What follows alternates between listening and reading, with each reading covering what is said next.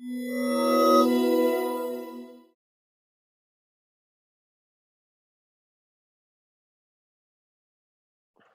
everyone, and welcome to Nesta Talks to Louai Al Roumani.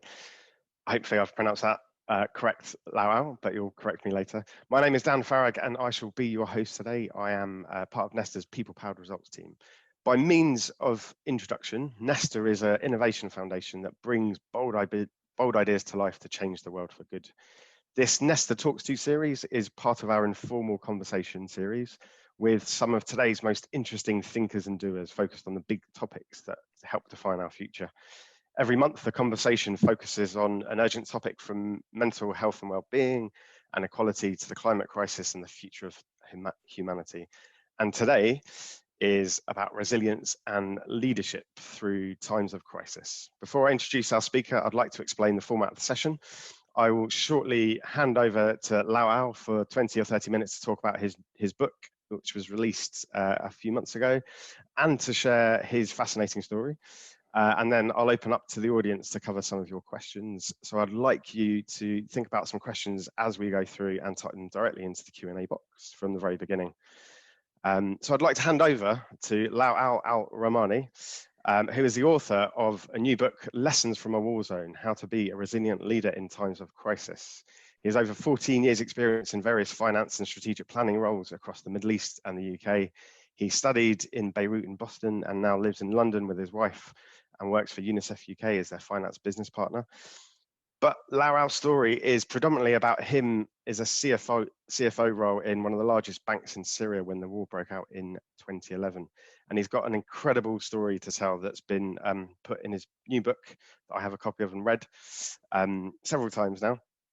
That isn't just about leadership and resilience. It's also an amazing story about living through a war and living through crisis. So without further ado, Louai, I will hand over to you. Thanks a lot, Daniel. Such a pleasure to be here with Nesta. So I'm going to start sharing my deck here. So just a moment, getting it up and ready. Okay. Sorry about this.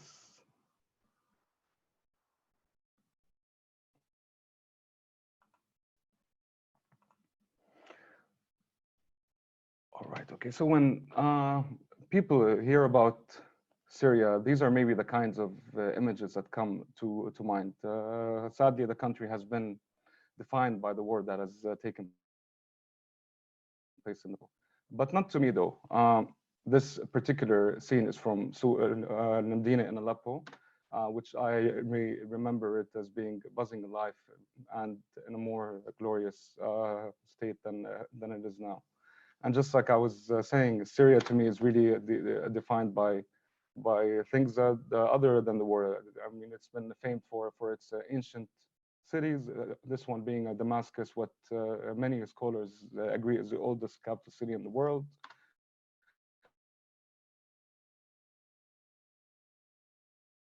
Partly built by the English. And the mood before the war was actually a very positive one. So the skies would light up at night, mostly due to fireworks, with many festivities taking place in the country. Economically, as when GDP was growing, things were really booming, and the outlook was very positive. And right about that time, 2010, I was working for the largest bank in Syria. And just a few months before the war started, there was a big financial hub being built near the capital. And we at the bank had actually just bought an entire building, and we had signed the contract. This is me and the CEO and one of the board, and two of the board members. We had just paid $25 million for a building which would house our new headquarters. So the mood was very positive back then. Then almost really out of nowhere, the view changed, even in the literal sense. So this was my office view in central Damascus. It was becoming more and more obvious that we would not be moving to our new headquarters any time soon. And visibility became even less, even in the literal sense. So as days went by, we would have political banners wrapping the entire building, blocking the view from outside our bank's building. And then things started becoming worse and worse. So whereas one day we'd be taking photos outside one of our flagship branches in Damascus after it had snowed, a few days later we did take photos of the same branch, but for totally different reasons. And this is maybe when some of you started to see maps of Syria on the news.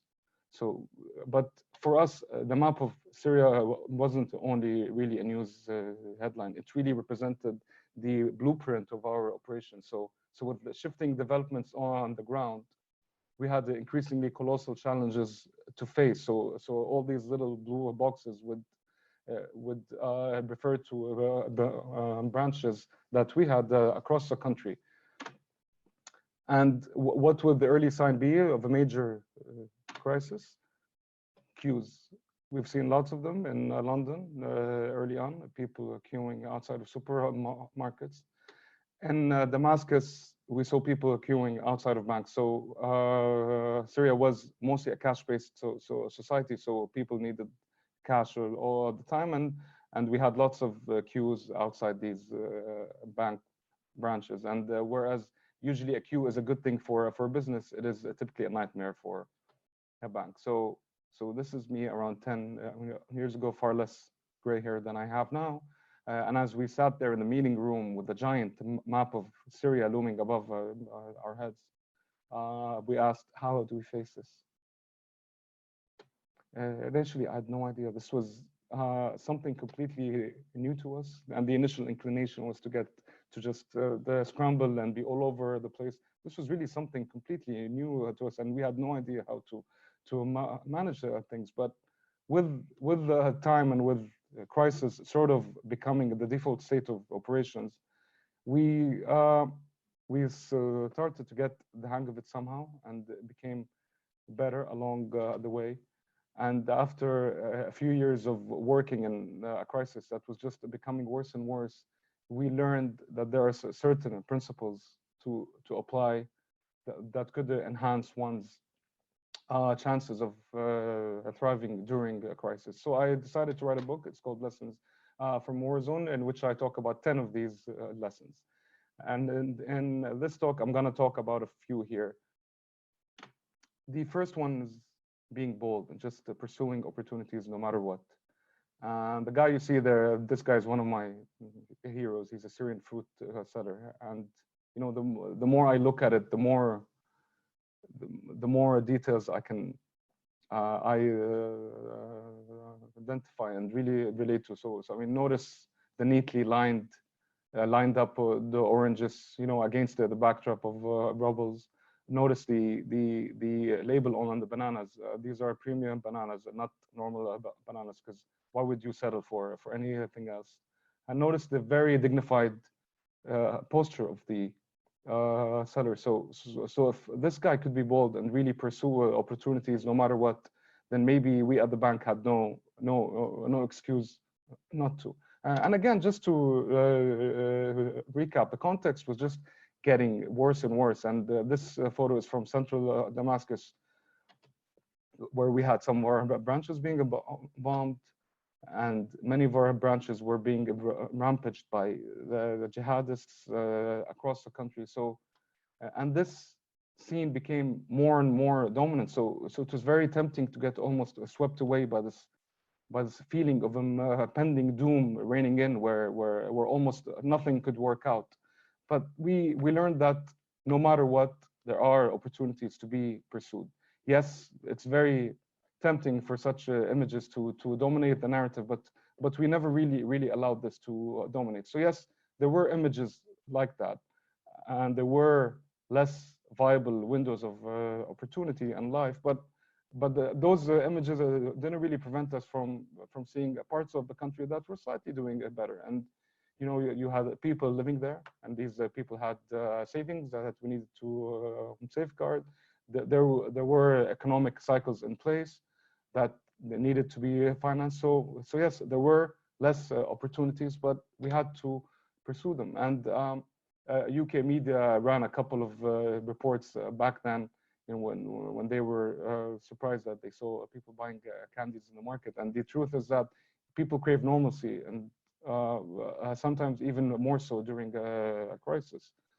And when things started to become worse and the power stations were being hit across the country, and many parts of the country turned really, there was no power, bankers literally saw the dark side of things. We saw an opportunity to maybe finance solar power.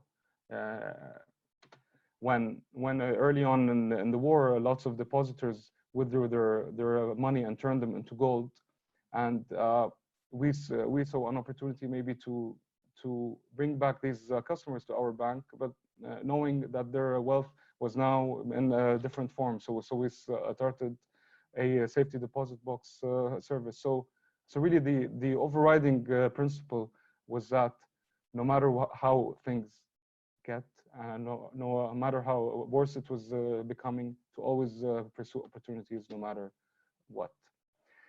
So early on, I was showing you a picture of a queue outside the bank, but it's actually more terrifying seeing it from inside the bank just a few minutes before you're opening your doors and when you're in charge of operations.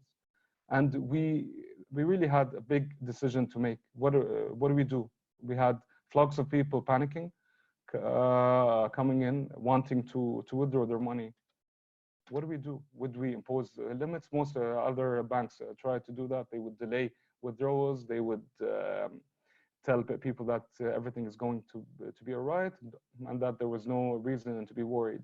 We took a gamble, and we thought that, actually people will be panic, and people will panic, and we needed to really accommodate this fear by building trust and really giving them what they want. So we did stack a lot of our banknotes. We made them a lot more visible across our windows. We really wanted to evoke that feeling that we did have cash. We did have money supply for everyone, and if you needed the money, we're not gonna foolishly test the crisis and say that there's no need to panic. You are panicking, and we will provide you with what you want. And we learned that if you try to outsmart people, maybe in normal times, people might politely resist you, but in a crisis, people will come to hate you. And what happened a few months down the line, and is that people saw the way we handled this, and the people that had initially withdrawn money from us came back to deposit the money back with us, whereas the depositors of the other banks that tried to outsmart them by delaying withdrawals, by giving them just part of their savings and not all of them, these depositors ended up hating these banks even more and then trusting them less. So that was really a main lesson that we learned. A third thing, I mean, just as you can imagine, there was a crisis that was getting worse and worse. So it was a lot of messaging out there, a lot of press releases, general assemblies. But we knew that at the end of the day, it really boiled down to getting things done, and that actions speak louder than words. So just a little story about the bank. We were founded by a Saudi Arabian bank. I mean, these are the two main founders, a Saudi Arabian bank and a Lebanese one. And they decided to join forces and form a Syrian bank.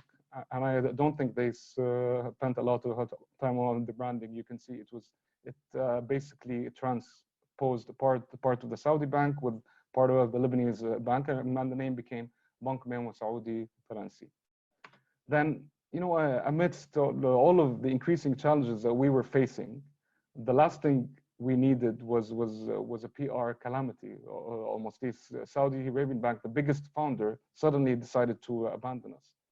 And actually, I talk in the book how my mother found out before I did. It was just published in the news. We had no idea beforehand, and And the last thing that we really wanted to face was an identity dilemma. I mean, if you just look at the two names, the two brands, they're almost identical.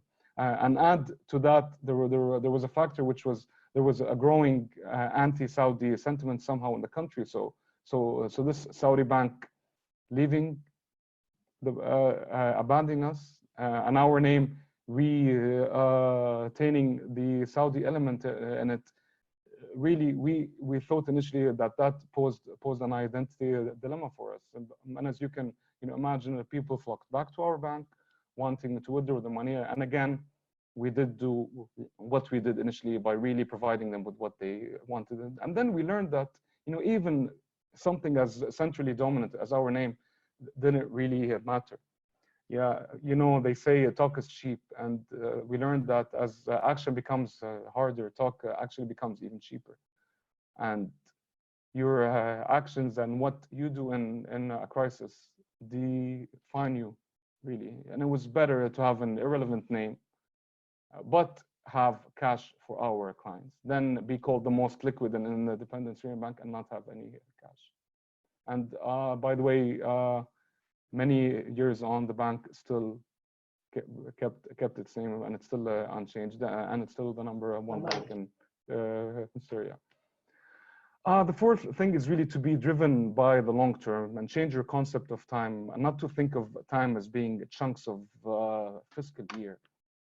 So initially, we really had a flawed the approach at the outset. We were asking a lot of questions revolving around the matters which we really didn't have control on, and no one really knew.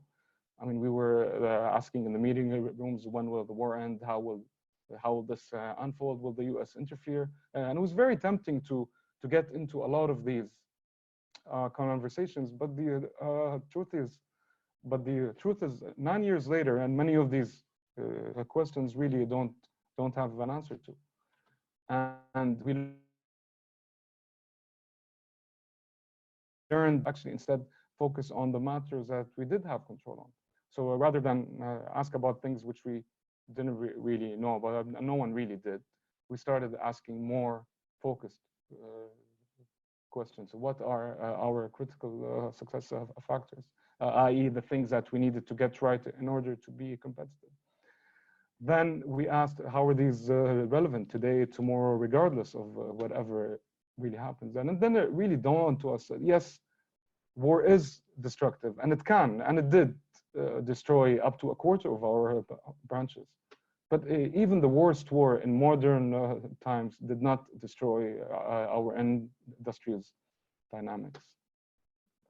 It really boiled down to 3 success factors, even if we were living through one of the most horrendous wars in modern times: trust, liquidity, and the ability to lend in a competitive way. And actually, regardless of the timeline of the war, whether the war lasts for a year, 5 years, 10 years, or even more, hopefully not, people will value trust, and even maybe more so during a crisis. And we really realized that it really boiled down to the importance of really building capacity in these areas that should take the upper hand over everything else, even profitability. And we learned that if you get these right, just these, eventually almost everything falls into a place. But if you don't, almost anything else you do won't really matter. So our usual metrics maybe did fall behind in the first year or so, whereas other banks were mostly fixated on year-end targets on improving their metrics, but eroding capabilities in the way. But we never really allowed year-end targets to hinder us from building capabilities. And a few years later, we did become the undisputed leader across all the different metrics that banks usually use. So really thinking about the long term and letting the long term shape your actions rather than the other way around, having your actions shape your long term, really took precedence. Lastly, I mean, the last lesson that I'll be talking about is, yes, I mean, it is very important to be strategic, but yet that should not prevent you from being very close to the ground. And even if you don't know anything about banking or the geography of Syria, just by looking at this map, which shows the different branches that we had and the different pockets of control, you can just imagine the immense daily operational challenges that we were facing. And just, a sample of one of these problems earlier, in the war, we as a bank have had hundreds of thousands of customers. We have live data with people depositing, withdrawing. So there was a live data that needed to be stored effectively. And legally, we were not allowed to have any backup servers outside of the country. So where would we place our backup server? Initially, in the first year, we thought, Aleppo was the safest city in the first year, and we thought it was, a brilliant idea, and that it made sense to place our backup server there. But then Aleppo, almost out of nowhere, became the epicenter of the war. And even the word, Aleppo now is synonymous with scenes of utter devastation, sadly. So when we were planning, this was a dominant view in Aleppo, but a few months later, it became more sadly like this. So we really realized that no matter how much we planned, unforeseen things are bound to happen. But then again, how on earth do you run operations in such a context? And we learned that the overriding principle is to be unswerving on the vision, yet very flexible in the actual tactics. So I talk a lot more on this in the book. But one idea is to embed operational flexibility. We could not know how this war would unfold, and we had no control of it. But we did have control on our continuity plans and on ensuring that our branches operated in such a way which could allow for different flexible arrangements. So we reconfigured our operations in such a way that no matter what happens, any branch could close at any time within an hour or so, safeguard the employees, customers, and the assets of the bank. And just lastly, here as a final note, the mindset is really everything.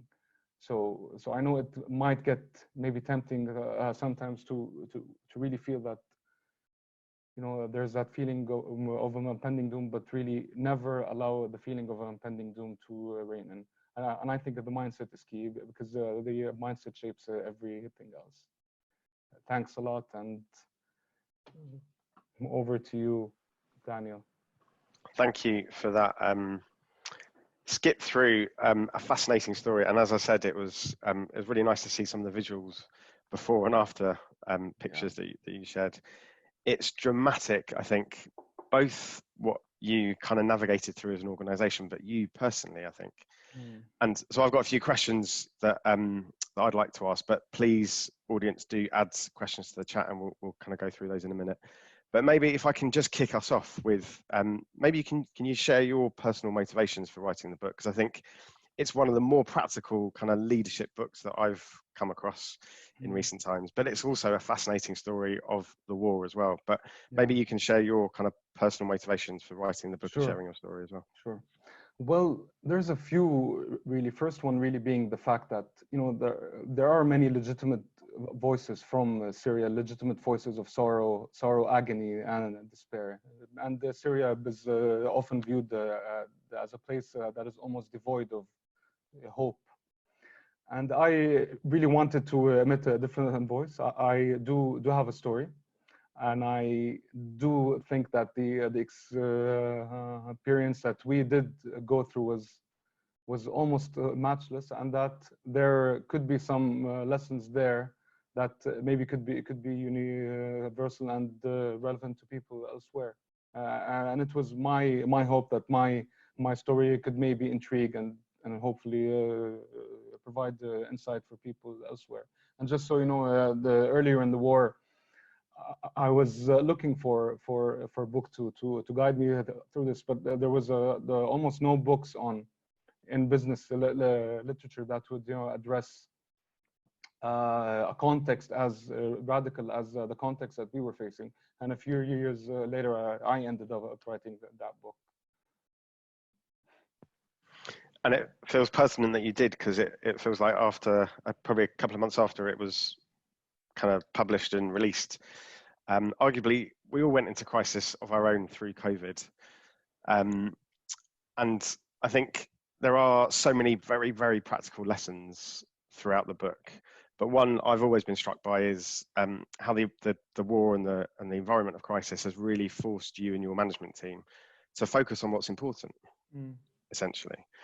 And one of the phrases that I kind of got struck by and really stuck in my head as I was reading it was, "Don't do things right, do the right thing." And I think through COVID, particularly in the UK, we've seen many people and organisations really focus on throwing rule books out the window to help each other. But I'm curious to get your take on why it took a crisis to kind of force the bank and some of your colleagues to really hone in on focusing what's important. And arguably, how do we recreate some of that environment, but without the context of a war, pandemics, crisis happening? Because I think there are some valuable kind of leadership learnings within that. Sure. So I would think that maybe in normal times there tends to be more of a stable alignment of social dynamics, social, political, legal dynamics. So I mean, you don't really have areas where you start really having a lot of contradictions and dilemmas. But what a crisis does is that it sort of disrupts these. So you start to have overlaps of different dynamics, different priorities. So that conversation of what do we do becomes a lot more polarized. So I mean, right now in the UK, I mean, do we save lives or do we save the economy? All of these similar conversations start emerging because maybe in normal circumstances, you don't really have that level of disruption, whereas in the crisis, these overlaps tend to become much more and more prominent. And I think it's really, it is I mean, difficult conversation, and there is no formula, but to me the overriding principle is to allow judgment to always supersede and to always do the right thing, no matter what, and to really somehow rewire the mindset so that playing by the book becomes redefined to doing the right thing, rather than being fixated on doing A, B, and C, because we've always done that in the past. Great, and we've got some questions coming in. The first one's from Judith. What's happening now with the bank? The bank is still operating, and it's still the #1 bank in Syria. Yeah. Excellent. And a question around kind of learnings that you've taken from navigating the war and keeping the bank kind of running through the crisis, to the learnings that you've taken into maybe your new role now at UNICEF. So how much of the learning can be replicated into different contexts and different environments, you think? Well, I do think that the overriding principles could be relevant. Now, maybe like I do acknowledge that the contexts are very different, and that the actual tactics, the actual details will be different. But but I think principles such as pursuing opportunities, no matter what. That this really relates to the mindset, and I think this is essential and key because of the mindset is one of a defeatist tone, and one that doesn't pursue opportunities, and one that somehow surrenders to that dominant narrative of impending doom, then that could be very prohibitive. Yeah, and I think this would be applicable. One of the principles that could be applicable to organizations and the companies across the world. Yeah, agree. A great question from Nicola. So she's saying one concern is the concept of resilience is very much of an individual rising above their circumstances. Question focuses on how to achieve this when the structural issues are quite overwhelming, like poverty and environmental crisis, pandemics, wars. So any learning or lessons to bring to tackle and help leaders navigate some of the more structural and systemic issues that the world faces? It's a big question. Yeah. It is big, and again, like to me, really fixating on the long term, because what happens during a crisis, it really becomes a lot more tempting to linger on the daily challenges being faced. So it really becomes a lot more difficult to always maintain that sight of the long term. So I would think that many of these structural changes or structural or things that pertain to the different landscapes that needed work, you need to maintain that very balanced and difficult trade-off of confronting the daily challenges faced, but making sure that you're always thinking of the long term. Great. And a connected question from Babs Lewis, which is, how often did you have to rethink what was right? And I think you talk a lot about trade-offs and defining what's right and what's wrong. She's also interested in how much you learned from what went wrong as well as what worked. Many times. I mean, there was really a steep learning curve, and I think this is a novel experience for most. It was, I mean, for me initially, just like I was showing the slides where I looked slightly clueless, and this was really something new to us. And I think what was really important was having the environment that fostered that. The feeling that sometimes we will get things wrong. This is something new for everyone, and really maintaining that in an environment where people don't get vindicated or somehow villainized for taking certain decisions was really key. And I did learn from a lot of my mistakes. So in the book I talk about something which I did wrong. So I was in charge of operations, and I was given the task of enhancing the certain operations in the branch, and I made very foolish assumptions based on things that I knew before the war. And because I was not very close to the ground, the security guard and the janitor had maybe seen things on the floor that I wasn't aware of. So all of these incidents really helped me know the importance of being strategic, yet at the same time not lose touch with what is happening on the ground. And one of the things I was struck by some of the images that you shared was the smiles on your faces with the team members that you were kind of sat around the table with. Can you say a bit more around the sense of kind of team and camaraderie that you felt as you were navigating the crisis? Yeah.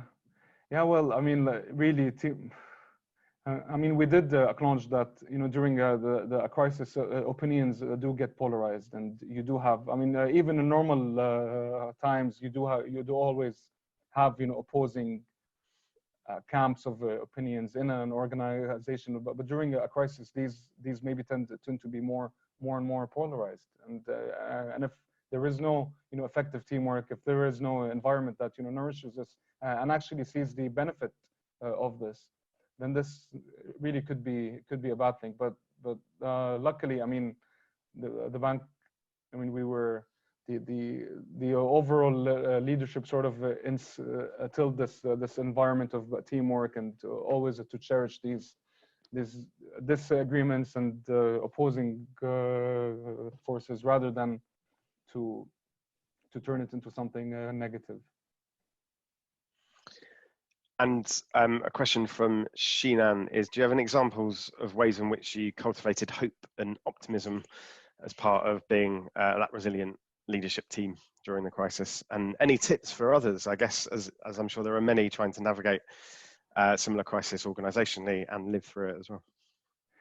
Yeah, so what I did realize at the outset of the pandemic here, that many leaders, whether it's really in governments or in organizations, get sort of fixated with this need to have clarity on foresight and on how events will be developing, which is something we had initially, like just like I was showing earlier, we were asking a lot of questions on when will the war be ending, how will this be unfolding, and maybe similarly here, you know, a lot of leaders were being fixated on how, you know, the events will actually be unfolding. But I mean, we learned with time that people don't really expect you to have, you know, a clarity on foresight. I mean, we learned that things will happen no matter what. Things will happen no matter what, and people actually expect you to have clarity of vision. I mean, yes, these are difficult times. There's no need to know how things will be evolving, because I mean, no one really does. But that shouldn't be an you know, a cause or an excuse for not having clarity of vision. And just like I was sharing earlier, that no matter what happens, we were very unswerving on the vision. We wanted to be the largest, the number one bank in Syria. That was our vision. Very simple.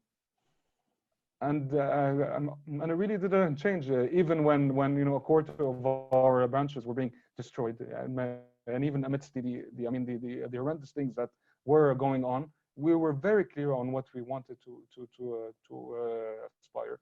We were very clear on the critical success factors that we needed to fulfill. And I think, you know, I mean, these things really inspire people. So when your people see you as being bold, as being very clear on what's on your direction, this is how you really evoke genuine and sustainable hope and belief, rather than doing, like, you know, a thing for PR reason, a thing or two that maybe could last just, you know, a few days, but isn't really sustainable. Yeah. A lovely question from Isabel, which is, as a private bank, how did you manage to stay above or navigate state and rebel power dynamics? Were you able to be a bit more independent and pragmatic as a private institution?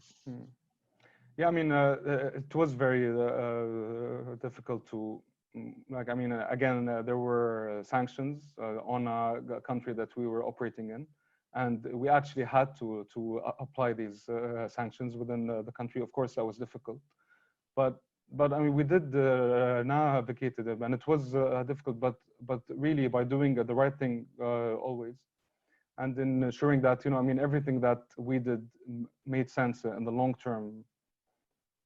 The aspect of the organization that worked out. And yes, so it was very important to be pragmatic and really, I mean, just like I was sharing earlier, that yes, I mean, it is very important to be strategic, but I mean, there were daily colossal challenges we were facing.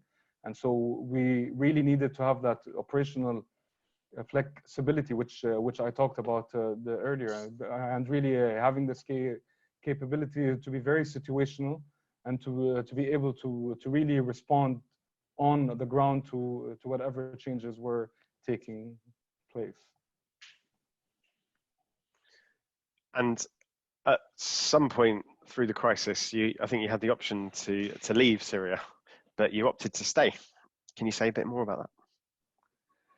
Yeah, so now I don't want to undermine any fear, or I think, like, all fears and concerns are valid, and I do know that many people initially during the COVID-19 pandemic, you know, outbreak felt the difficulty of staying home. Like, that was the overriding message, and it was very, very difficult, and I do respect that, and I found it very difficult as well. But what I think is 1,000 times more difficult is actually being forced to leave home. And I mean, yes, it was a horrendous war zone, but it is still home, and it's not really an easy decision to take, to just, you know, pack your bag and leave. It's really difficult, and maybe that was the reason that made me say, and you know, and I had it much easier than most other people. Again, my wife is British. I could easily have jumped onto the plane and arrived here in London. So I was very lucky and privileged in that sense. But you know, even so, it was a very difficult decision to take, and it's not easy to just get uprooted from where you are. Great, thank you. Just going back to the audience questions. So Lindsay is keen to know, was everyone of the same mindset in the bank, or did you have to persuade anyone to do the right thing? And I guess as a follow-on question to that is, did the mindset and the environment change frequently? So was it a constant battle to remain focused on doing the right thing and being agile? No, I mean, there were the opposing forces, of course, and I mean, people with different opinions, which is normal. And so I mean, just like as an example earlier, at the outset, when when the impact of the crisis became more and more profound, there were two main opposing camps in the bank. One wanted to stop lending and stop all banking operations because of the increasing risk, which is what many other banks did. And they were saying that this is really because of survival. And the other camp was of the opinion that, yes, I mean, this is the crisis that is becoming worse and worse, but the solution is not to just stop doing what we're doing. We're a bank. We're meant to lend money. We're meant to take in deposits. Yes, there is the increasing risk, but the solution is to face it with the increasing risk management, not to just stop offering your main offering. So and we actually argued that it's not really a survival, that it would actually be suicidal. And what happened is that we were bolder. We did take risks, and other banks that maybe didn't and just clamped down on their operations. Yes, I mean, they did maybe expose themselves to less risk, but that meant less operations, and eventually they were not able to really maintain and build capabilities to ensure that they remained competitive. Great, thank you. And I think a connected question comes from Anne, who is a visual artist, and was curious to know your thinking about making the banknotes visible. I think I was quite struck by one of the pictures of the stacks of banknotes that you put open for display. So can you explain some of the thinking behind that one? Okay, well, it was not very scientific thinking. We're not behavioral experts at the bank, but we did take a risk, and it did pay off. I mean, maybe a more relatable example would be for those that didn't rush to buy a lot of bathroom essentials and toilet paper. I mean, early on, think about it. Would you maybe have bought more if you found an oversupply of toilet paper, or would you have bought less? I mean, we realized that when people saw that we had a lot of banknotes, that they I mean, we were just putting it out there. It did evoke a feeling, a very visible, it was a very visible manifestation of, okay, you want banknotes? We have a lot of it. You're panicking. We're not gonna foolishly tell you not to panic, because if you think about it, if someone tells you to relax, it's not very likely that you're gonna relax. So I mean, people are panicking. Okay, fine. We're gonna accommodate that panic to go ahead and take your money. Whereas if we did what the other banks did and just delay withdrawals and try to foolishly tell you that this crisis, I mean, don't worry about it. This crisis will be over in a week or two. People will really come to hate you, and it paid off eventually. I mean, luckily. Yeah. And there's something quite powerful about just meeting people in the community where they're at and acknowledging their anxiety, right? And yes. And then supporting them through that. Yeah. And I think, I think people in a crisis tend to become so much better at really identifying genuine the actions from those that are not very genuine. Go on. Sorry for interrupting you there. No. I think one of the quotes that really stuck out for me when I was reading the book was one of the Syrian proverbs that is, "Don't die until death comes to you." Can you tell us what you meant by that, and what can we learn from it? Because it's quite a bold statement, isn't it? Yeah. So back to that story of how there were two camps, in the bank. One was more towards leaning towards not doing anything and really clamping our operations, and they were claiming that this is really survival. And we were arguing that, you know, this isn't really a survival, it's actually suicidal. And that you during a crisis, you do need to become to be bolder and not to sort of, you know, surrender to that, you know, feeling of impending doom. And what we saw is that, you know, other banks that took a very risk, you know, averse stance, that clamped down on all their operations, you know, they thought by doing so that they were actually surviving, but they were actually you know, they were actually killing the foundations of their organization. So I think that's that's how the proverb plays in and is relevant. Great, thank you. A few more audience questions. One from Will: did you follow the sanctions or skirt around them? We did follow them, of course. Great.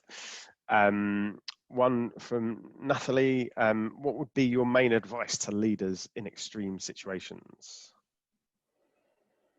You know, again, it's about really the mindset. There are many principles to apply, but I think the main foundation is the mindset, because if the mindset isn't right, you know, everything after that doesn't really matter. So you know, it's about never really allowing that feeling of impending doom to reign in, and to pursue the opportunities and the positives no matter what.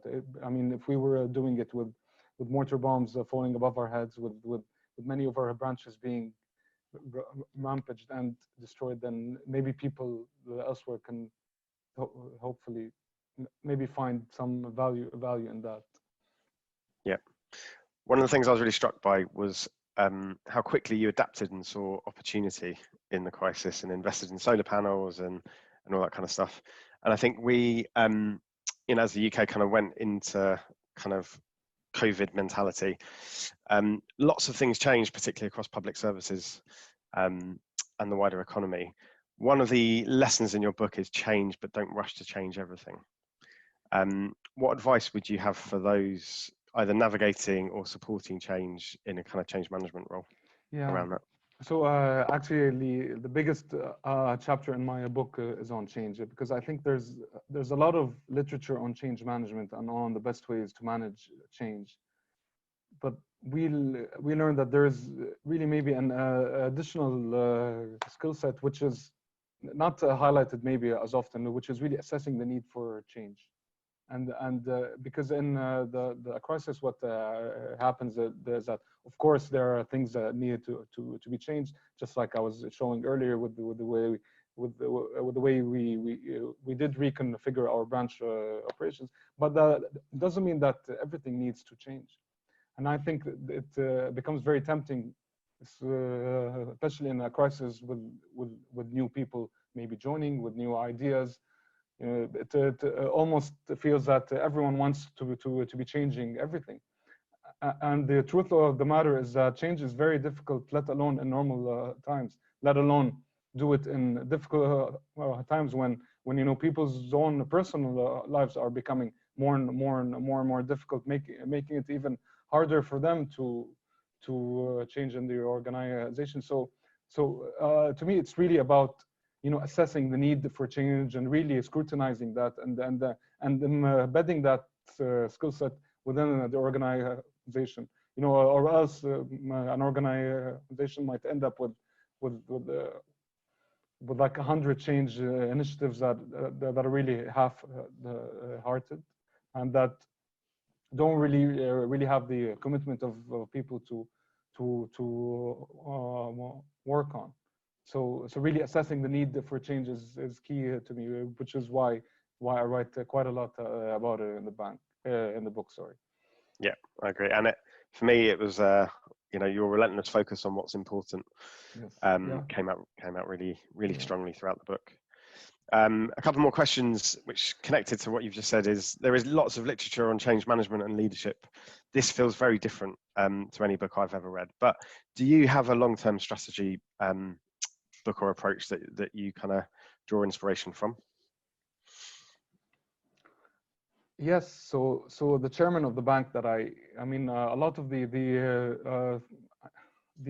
chairman of the bank is really a fourth generation family business. So they've been operating since Ottoman times, 150 years ago. And I think a lot of the initiatives taken were really influenced by his philosophy in life. I mean, imagine having family businesses over 150 years ago in that very eventful region. So I mean, they did go through a lot of crisis, and really that feeling of always focusing on the long term and letting that take precedence over anything else really was key and really inspired me, and really shaped a lot of my philosophy in life. Great, thank you. And I think the final question is, tell us about what you're doing now at UNICEF and how some of your experience at the bank has maybe shaped some of the choices you've made, both in the role you're doing, but I guess how you live your life as well. Okay, so I mean, really the first real test happened during, I mean, naturally when the pandemic started, and I did feel like me and my wife did feel that maybe because we had gone through a much more difficult experience, you know, this was something that we could relate to somehow. I mean, of course, the contexts are very different, but many of the challenges, many of the questions, you know, emerging were so we did maybe find ourselves, I mean, focusing on the things that mattered the most, and I think it's normal. I mean, there is a learning curve, and us having gone through it, you know, in the past, and again, it was a different context, but that really did help us, you know. And again, I don't want to, you know, undermine the difficulties. Now it is a very difficult time for people on both the personal and the professional basis, but really, and again, I mean, if I had just one advice to everyone, it's about never let the feeling of impending doom reign in. That feels like good advice to end on. Before we go, I just want to say a huge thank you for writing the book. It is, again, a fascinating read and an amazing story with some very pertinent lessons for us all, I think. But also, thank you for joining us today to share the story and share the book and share some of the images that you shared with us as well, and for answering all our tricky questions. So much appreciated. And thank you, audience, for asking those questions. We are going to close it down there. So thank you very much, everyone, for joining. And do sign up to the Nesta newsletter if you'd like to join future events in these series. We have another Nesta Talk series coming up next month where we have Paul, I'm going to get his last name wrong, but Ramachandani, who is the Lego Professor of Play in Education, Development and Learning at the University of Cambridge, who will be in conversation with our very own Adam Lang from Nesta in Scotland, discussing the potential of play in early years of a child's life, and the details are on the website, so do sign up for that. And on that note, I'd like to thank everyone again, including our events team, for organising this, and have a good rest of the day and rest of the week. Thank you, Louai. Thank you, Daniel. It was a pleasure to be here. Thank you. Take care.